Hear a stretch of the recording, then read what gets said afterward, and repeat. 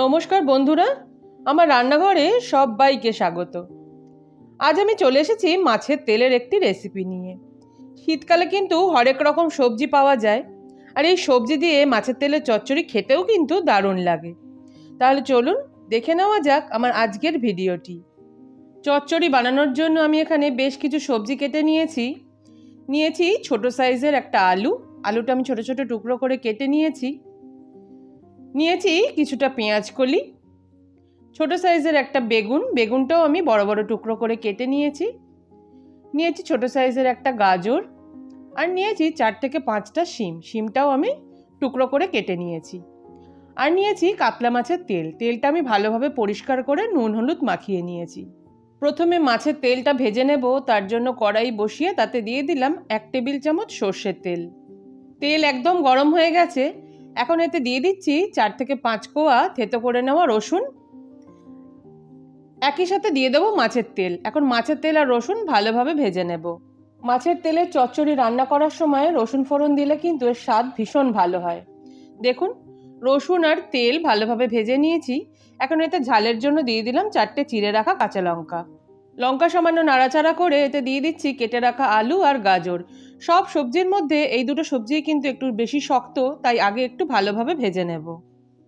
আলু আর গাজর বেশ ভালোভাবে ভেজে নিয়েছি। এখন এতে দিয়ে দেবো কেটে রাখা শিম আর বেগুনের টুকরোগুলো।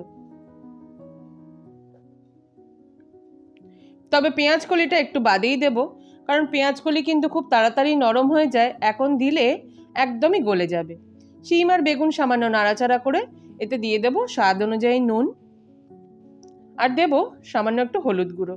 এখন সব কিছু ভালোভাবে মিশিয়ে নিয়ে চাপা দিয়ে গ্যাসের ফ্লেমটা লো টু মিডিয়ামে রেখে একটু রান্না করে নিচ্ছি।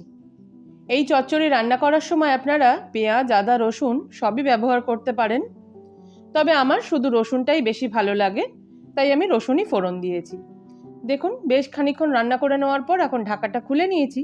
সবজিগুলো মোটামুটি সেদ্ধই হয়ে গেছে। এখন আমি এতে দিয়ে দিলাম পেঁয়াজকলির টুকরোগুলো। এখন সব সবজির সাথে পেঁয়াজকলির টুকরোগুলো আবারও ভালোভাবে মিশিয়ে রান্না করে নিচ্ছি।